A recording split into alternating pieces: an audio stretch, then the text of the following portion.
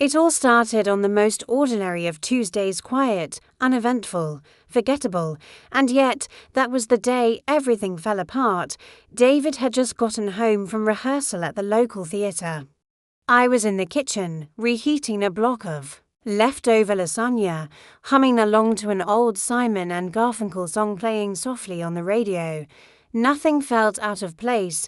He kissed me on the forehead like always and asked, "Any clean sweatpants?" Just another day, just another evening.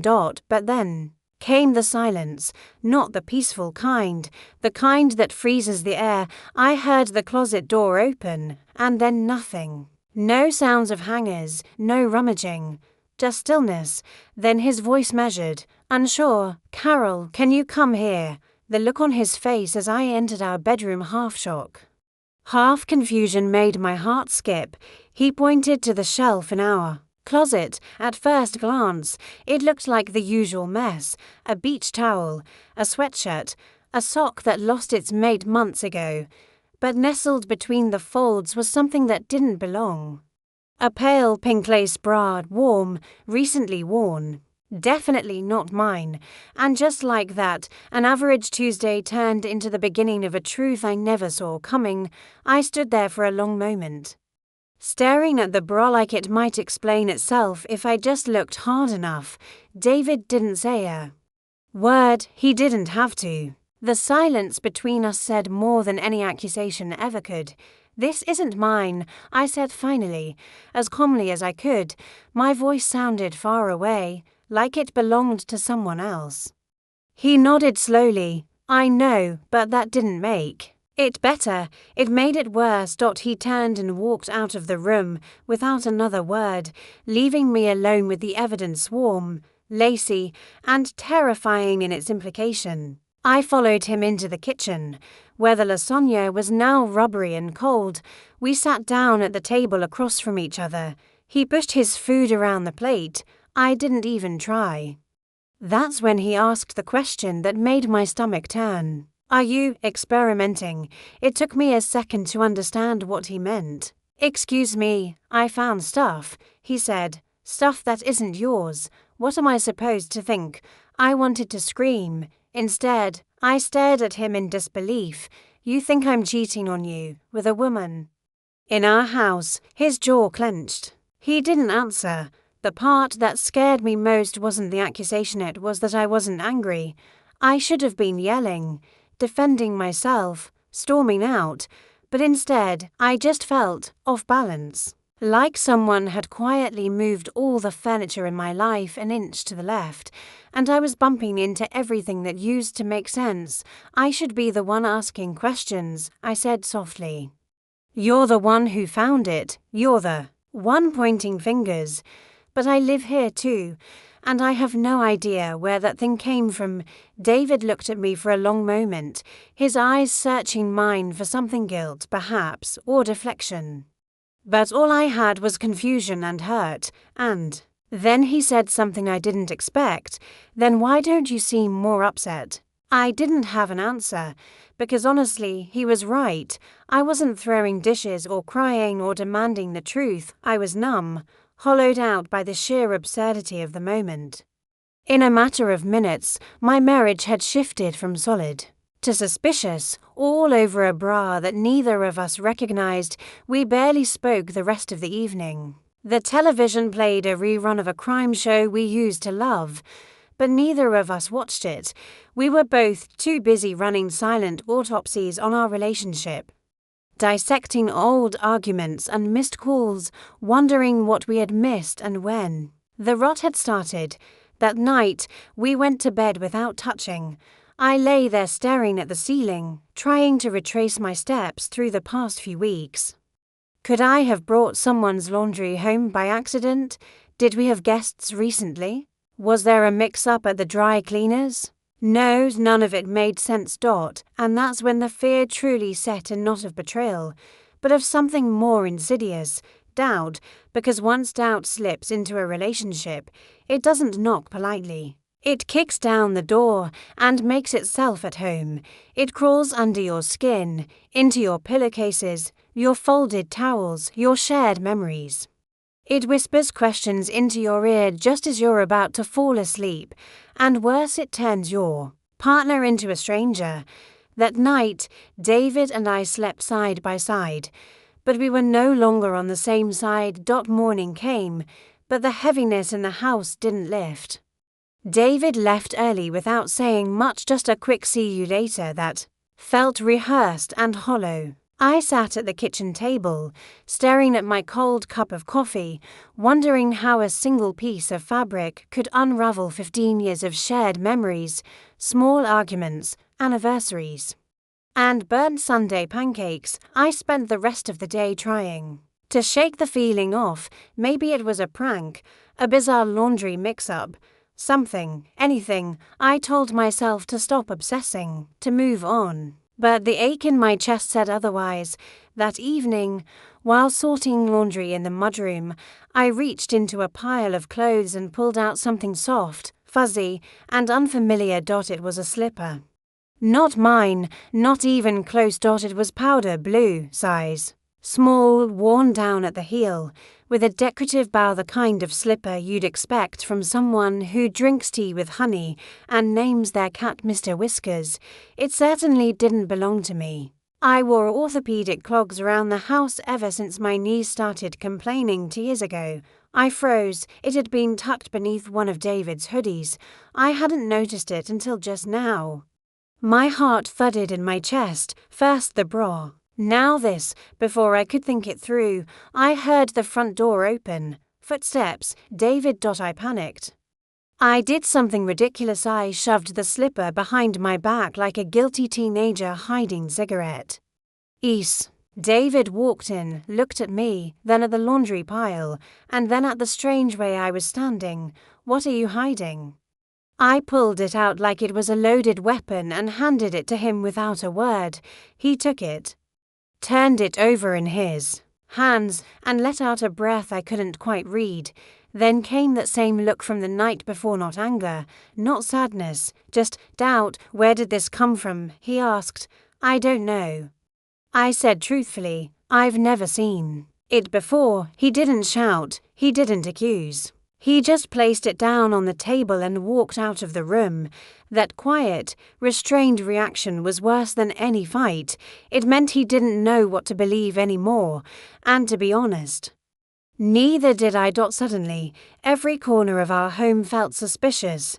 Every sweater, every towel, every drawer. I looked at our shared life and saw a minefield, one where anything could explode into more questions, more distance, more silence, and through all of it, I kept thinking, if I didn't put those things there, and he didn't either, then who did? It seemed paranoid at first, absurd, but then again, what part of this situation wasn't absurd? Later that evening, I found myself alone in the living room, staring at the slipper on the coffee table. The television was on but muted. The dog snored gently in the corner. The world outside our windows went about its usual business, kids riding bikes, neighbors watering their lawns while inside. My marriage was quietly unraveling, thread by thread. David hadn't come back downstairs. I didn't go up. Something had shifted. Something fundamental. Not just in the way we looked at each other, but in how we trusted the reality we were living in. I sat there until midnight, staring at that small, powder blue slipper like it held all the answers, but it didn't. It only raised more questions. And deep down, I knew the worst wasn't behind us. It was only just beginning. By the next morning, the silence in our house wasn't just uncomfortable, it was radioactive. David and I were speaking, technically, but only in the way co-workers might when they both know someone's about to get fired. I needed clarity, answers, a voice that wasn't caught in the fog of suspicion and laundry lint, so I did what I had always done since I was a girl. I went upstairs to talk to my mother. Joyce was at the dining table in her robe and slippers, scrolling through her tablet with her reading glasses perched at the tip of her nose. Her mouth was pressed into that tight line she wore whenever the news disappointed her, which was often. She looked up when I entered. Something wrong? She asked. Like I hadn't aged 20 years overnight, I placed the slipper on the table. In front of her. She gave it one glance. Yours? No, I said flatly. Laundry mix-up. Not unless I started shopping in the toddler section. Her eyes didn't change, still unreadable. Still calm. There was also a bra yesterday. I added, pink lace. Not mine either. That got a slight reaction. Her eyebrows lifted. Just a millimeter. Then she leaned back like she was settling in. And that's when it started to feel wrong, like she had been waiting for this conversation. Like she had a script ready. You sure it's not some old thing you forgot about? She offered. We all have those items tucked away. I shook my head, wrong size. Not even close. She folded her hands neatly in front of her like she was hosting a book club.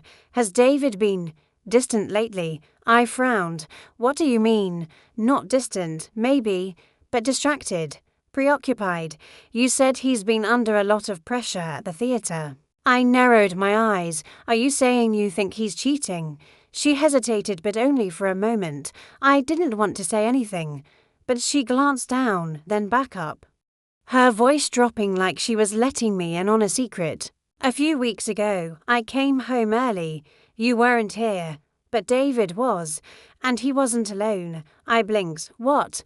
A woman. I didn't get a good look. She was young. Dark hair, I think. Or maybe light brown. She was sitting in the living room with him. My breath caught in my throat. And you didn't tell me?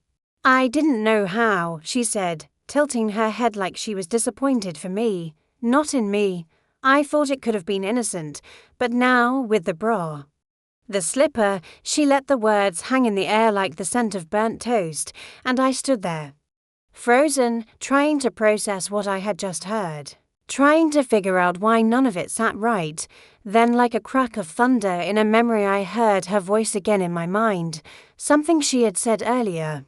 Casually, there's someone else's pink bra in your closet.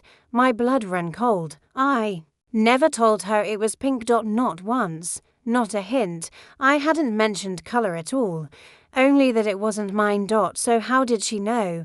The answer was sudden and sickening, because she put it there.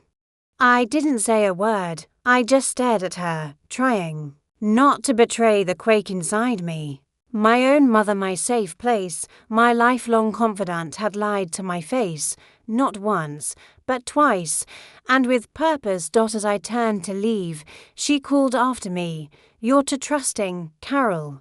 That's always been your problem. I didn't look back, but I whispered, "Not anymore," because trust, once broken, doesn't mend like a chipped mug. It fractures deeper, becomes something else entirely, something sharp. And in that moment, I knew whatever was happening in this house wasn't just about David. It was about her.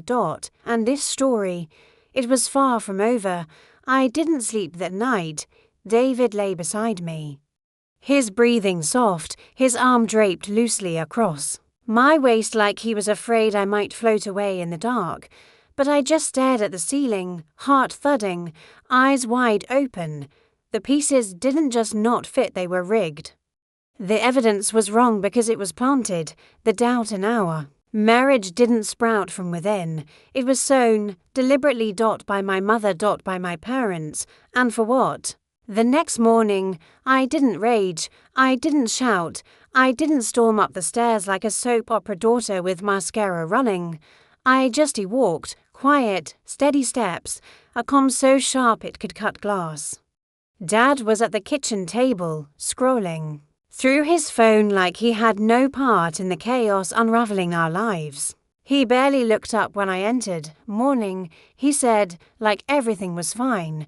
"Did you know what Mom did?" I asked. He paused just a beat too long and looked up slowly. And that silence, that hesitation, it was everything. It wasn't meant to hurt you, he said finally, folding his arms like this was all just a difficult conversation about curfew or a missed car payment. I stared. Right, just meant to destabilize my marriage, no big deal. He looked uncomfortable, like he'd hoped I wouldn't push further. But I did. Why? I asked. He exhaled. We just don't think you and David are right for each other. And there it was. The quiet poison I'd felt in the air for years finally spoken aloud. You think I don't know that's what you've always thought, I said. You've judged him since the day we started dating, because he's an actor, because he doesn't punch a time card or file spreadsheets. You're practical, he said. He's not like you. That's supposed to be a bad thing. Dad looked down, like he was weighing his next words, then he said it. So casually I thought I must have misheard. Elaine's always had feelings for him. I froze. What? She never really moved on. They had chemistry. You saw them on stage. It looked real. She's pretending. I snapped. He smiled faintly. Maybe. But it felt real. It hit me like a body blow. All those years of feeling like I was second best to my older sister, the art school favorite, the bright one, the one who sparkled while I just quietly functioned. They never truly celebrated my wedding. They barely noticed my new job, my first home. But when Elaine cried about David all those years ago, they clung to it like gospel. So you decided to sabotage my marriage, I said, my voice low and steady. Because you thought this was her second chance. He didn't deny it. I stepped closer, cold all over. Did she know? That silence again. What did you do? I asked. We planted the bra, he admitted. And the slipper. I couldn't breathe. To test your relationship, he added. As though that explained anything. To show you. The cracks? No, I said, trembling. You wanted it to break. You wanted to hand him back to her like a gift. He had no response. I turned and left the room. I didn't cry. I didn't plead. I walked straight to my home office, printed a 30-day eviction notice, and folded it neatly. Then I marched back upstairs and dropped it on the counter. My mother stepped into the room. Coffee in hand, robe pressed, not a care in the world. What's this? She asked, glancing at the paper. You have 30 days, I said. After that, I want you both out. She blinked. We're your parents. And I was your daughter, I said quietly, and you still chose her. My mother stared at the eviction notice like it was a menu in a foreign language. We're your family, she said again, her voice quiet but laced with disbelief. You're overreacting. I didn't flinch. No, I replied. I'm responding. And there's a difference. She opened her mouth, perhaps to defend herself. To pivot into some long-winded lecture about how she'd only ever done what she thought was best. For me. But I was done letting her narrate my life. I calmly walked over to the fridge, removed the grocery list, and replaced it with the notice, pinning it in place with a little magnet that read, Home is where the heart is. The irony wasn't lost on me this time, I said as I turned back to her. You don't get to rewrite the story. She didn't follow me. She didn't apologize. She just stood there, frozen, as I went back downstairs and closed the door behind me like it was the final chapter slamming shut. I stood in the quiet of my own kitchen, letting the stillness settle into my bones. My hands were shaking not from fear or sadness, but from clarity. For the first time in a long time, I wasn't confused. I wasn't dancing around their moods, trying to keep the peace or decode the passive-aggressive comments. I was done. David came in a few minutes later, holding a paper bag with takeout from the little Thai place we both loved. His eyes searched mine. Everything okay? I nodded. It will be. We didn't say much during dinner. The food was warm, the house felt slightly lighter, but there was still something unspoken lingering between us. He hadn't asked yet about what I'd found out, about my parents, about whether I still trusted him, and I hadn't told him. Not yet. I needed to be sure that I could speak from solid ground, not from a place of hurt or reaction, but from resolve. Later that night, we sat on the couch, shoulder to shoulder, the television quietly humming some mindless sitcom. I reached over and took his hand. He squeezed it, gently at first, then more firmly, like he was anchoring himself to something he wasn't sure he still had. I'm sorry, He whispered, "I didn't let go. You don't have to be." "Not anymore." I didn't want to believe. Then he said, I didn't know what to think. The bra, the slipper, it looked bad. I know, I thought maybe," his voice cracked, "maybe I wasn't enough for you, that you wanted something different, something more stable." I turned to face him. "David, I chose you. I still choose you." He blinked, swallowed hard, and nodded. But I could see how deeply the doubt had cut him. Not because he stopped loving me, but because he'd started believing maybe he wasn't worthy of being loved in the first place. That's what betrayal does when it's disguised as care. It doesn't come charging through the front door it slips in, wearing the face of a parent or a friend, and plants quiet landmines in your relationships. I didn't cry that night. Neither did he. We just sat there, hands entwined, letting the warmth between us stitch back the frayed edges, because this was more than a family feud. It was a reckoning. I wasn't losing my parents. I was finally seeing them for who they were, and I was choosing something better. The next morning, I woke up with a question I couldn't shake. Did Elaine know? If she'd been part of the lie even silently, then maybe everything I thought about our childhood, our distance, our rivalry, had been rooted in something uglier than I ever imagined. But if she hadn't, I needed to know the truth. So I got in my car, drove across town to her small apartment near the university, and knocked on the door without calling ahead. She opened it wearing sweatpants and a messy bun, blinking at me like I was the last person she expected to see before noon.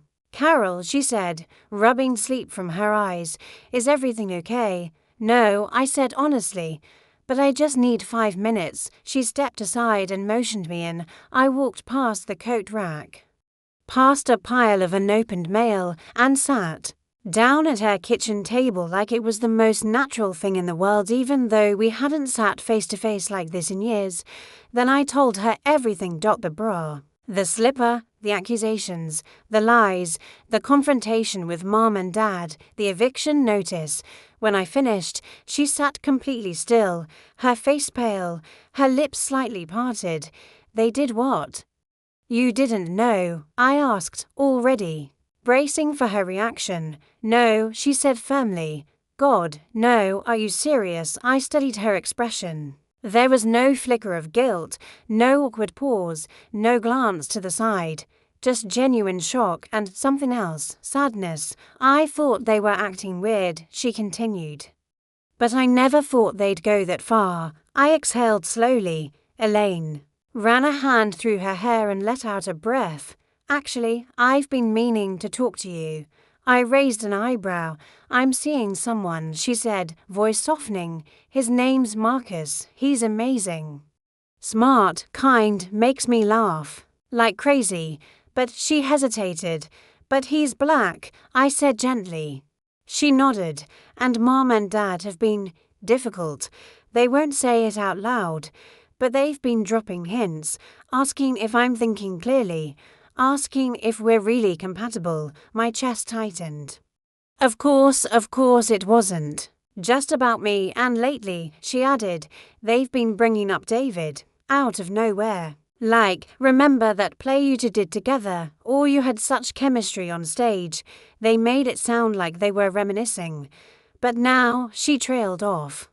"They weren't just trying to ruin my marriage," I said quietly. "They were trying to rewrite it." She looked at me, eyes wide. "You really think so?" I nodded. "They couldn't accept Marcus, so they tried to shove David back into your life. Like he was some kind of plan B." Elaine stood up, paced the kitchen. "I didn't ask for this. I didn't want this. I had no idea they were doing any of it." "I know," I said, "and I meant it." She turned to face me. "I'm sorry, Carol, for all of it. For letting them put space between us, for not being the sister I should have been." I felt something shift. Not forgiveness, not yet, but understanding. Maybe even relief. "Me too," I whispered. And for the first time in years, we weren't rivals or comparisons or regrets. We were just two women, finally seeing each other clearly. sisters at last. That evening, I stood in the kitchen, bathed in the soft glow of the pendant light above the sink. The dishwasher hummed quietly, the kind of mundane domestic sound that once blended into the background, but now felt like a lullaby after a storm. David stepped in behind me, wrapping his arms gently around my waist, resting his chin on my shoulder. The way he always did when he didn't have the words but needed me to know he was there. "Hey," he said softly. "Hey," I answered. We didn't say much else. We didn't need to. The silence wasn't strained anymore, it was soothing, like a warm quilt pulled up over to people who'd spent too long in the cold, for weeks. It felt like we'd been living in a house haunted not by ghosts, but by expectations, ours, theirs, and the ones we inherited without realizing. But now, for the first time in what felt like forever, the weight had lifted. Not completely, but enough to breathe again. The next morning, the house was still and quiet, no footsteps overhead. No judgmental comments drifting down the stairs, no whispered conversations behind closed doors. My parents were gone. They'd moved out over the weekend, boxes, bags, and all. I didn't help them pack. I didn't wave goodbye. I didn't even look out the window as they drove off. I just sat on the couch with a cup of coffee and let the silence settle into the walls. They tried to reach out a few times. A voicemail about my dad's upcoming birthday, and a mail forward of an article titled 10 Ways to Reconnect with Estranged Loved Ones. A text that simply read, "We miss you," but I didn't respond. Because I didn't miss them, I missed the idea of them, the parents I thought I had, the ones who cheered at school plays, who left notes in lunchboxes, who braided my hair before picture day. But those people, they didn't exist. Or maybe they had once before their love for control outgrew their love for me. What surprised me most, though, was what came next. Elaine, who had once felt like a stranger living in a familiar face, had quietly become my person. We started calling each other, sharing recipes, swapping terrible dating stories from years past. And when she invited me over for dinner to meet Marcus, I didn't hesitate. He was warm, charming, and exactly what she needed. And seeing her with him, the way she laughed, relaxed and full and honest, made me realize something I hadn't said out loud until that night. "You're happy," I told her. She smiled. For the first time, yeah, and it feels real. It did, and we felt real to finally sisters, not competitors, allies, not opposites. As for David and me, we rebuilt quietly. No grand gestures. No big speeches, just dinners together, shared chores, walks after sunset. And the return of the smallest but most sacred ritual, reaching for each other's hands, without hesitation. The damage wasn't undone, but the healing had begun, and in the absence of their voices, the manipulation, the judgment, the pressure, we found something that had been there all along. Peace. Not perfect, but ours.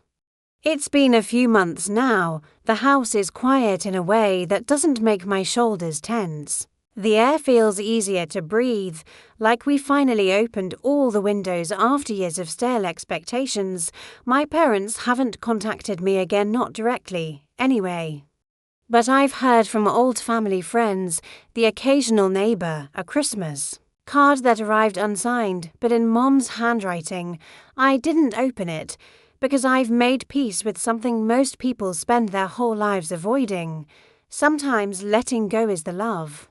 I used to think cutting off family was cruel, unforgivable, a selfish kind of rebellion, but now I see it differently.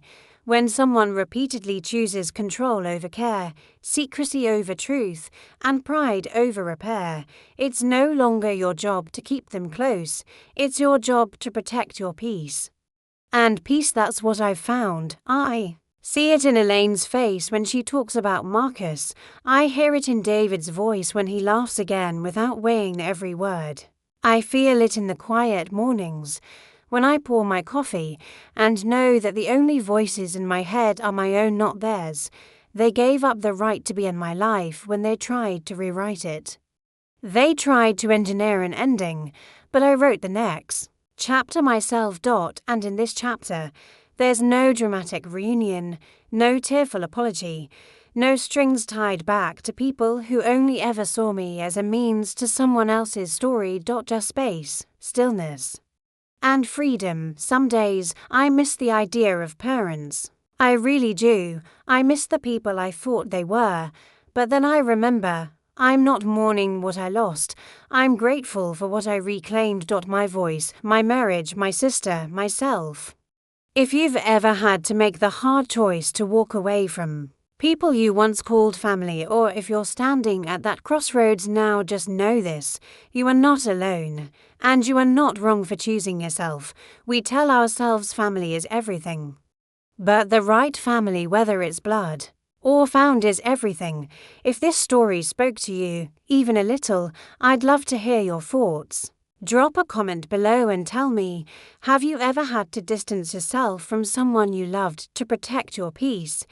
And if stories like this help you breathe a little deeper, feel a little less alone, hit that subscribe button and stay with US. Here we talk about the messy, the honest, the quiet victories, because life after betrayal is still life, and sometimes it's the beginning of something better.